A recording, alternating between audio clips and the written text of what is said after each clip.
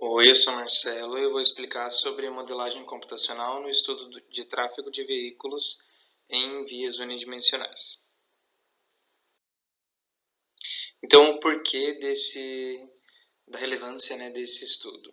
O fluxo de veículos ele tem ficado cada vez mais intenso e daí surgiu a necessidade de se entender a relação entre esses três parâmetros que são muito importantes, que é o fluxo, a densidade e a velocidade dos veículos. Para esse estudo, a gente tem três abordagens e existem três escalas. Então, a primeira escala é a microscópica, onde os veículos são analisados de forma individual, ou seja, a posição e a velocidade de cada um vai definir como que vai ser montado, o sistema.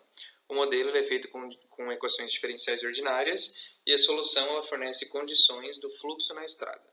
A segunda escala é a macroscópica, e ela é comparada ao fluxo de fluidos, diferentemente da primeira, e o sistema é definido por cálculo das médias da densidade no momento linear e da energia cinética desse fluxo.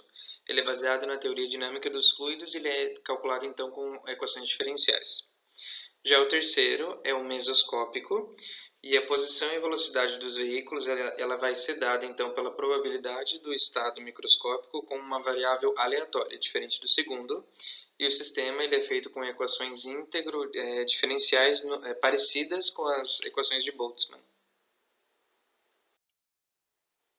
E uma coisa bem interessante é, como a gente teve muito avanço na capacidade de processamento computacional, alguns desses modelos matemáticos que são bem complexos, que é o caso dos modelos matemáticos para análise de tráfego de veículos, podem ter até 30.000 equações e contar com até 1 milhão de variáveis. E nesse caso a gente vai comentar então sobre os autômatos celulares, os ACs. Então, os autômatos celulares eles contam com regras totalmente microscópicas e eles são utilizados em estudos de áreas da física, da biologia. Então, por exemplo, quando um paciente tem câncer, você pode desenvolver um modelo que vai estudar como que o câncer vai se alastrar dentro do corpo dela, ou química ambiental. Então, você pode estudar até mesmo uma queimada dentro de uma área ambiental, entre outras áreas de estudo.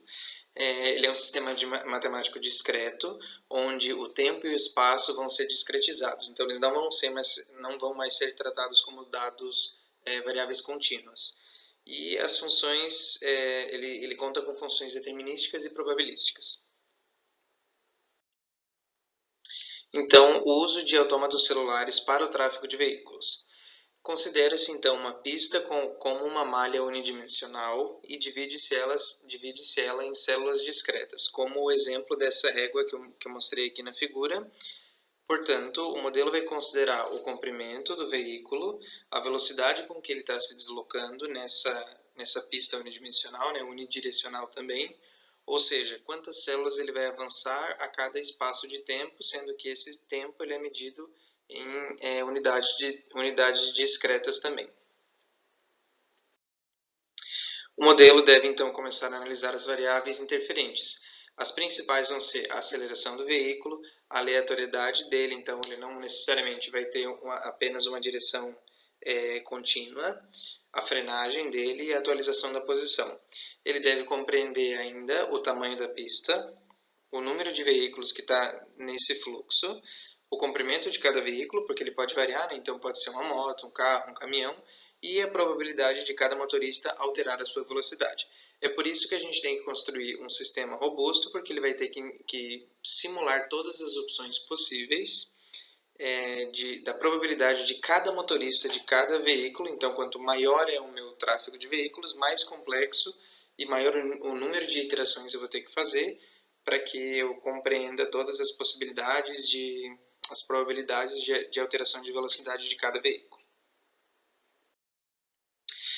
O que ele vai me retornar então vão ser dois gráficos. O primeiro vai ser uma relação entre o fluxo e a densidade, e aqui a gente pode ver nesse estudo aqui que quando eu atinjo o meu pico de fluxo, então eu tenho quando eu atinjo o pico do fluxo, eu começo a baixar, por quê? Porque a minha densidade começa a aumentar, então o meu fluxo está diminuindo, a minha velocidade vai diminuir e a minha densidade está começando a aumentar, porque os carros vão aglomerando mais. Já no segundo do gráfico é a relação entre a velocidade e a densidade.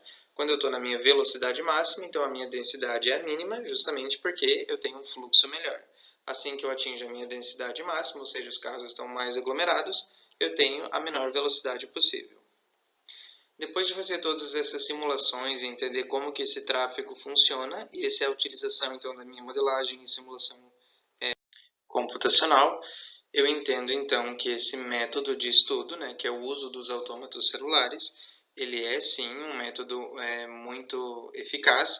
Por quê? Porque ele requer poucos recursos computacionais, ele vai me trazer um retorno muito bom na análise da relação entre a velocidade, o fluxo e a densidade.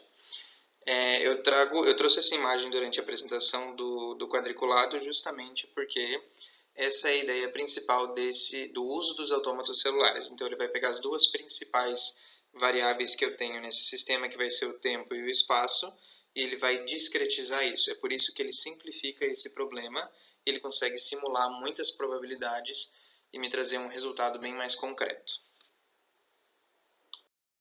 E esse é o artigo que eu utilizei como referência para fazer esse vídeo, então.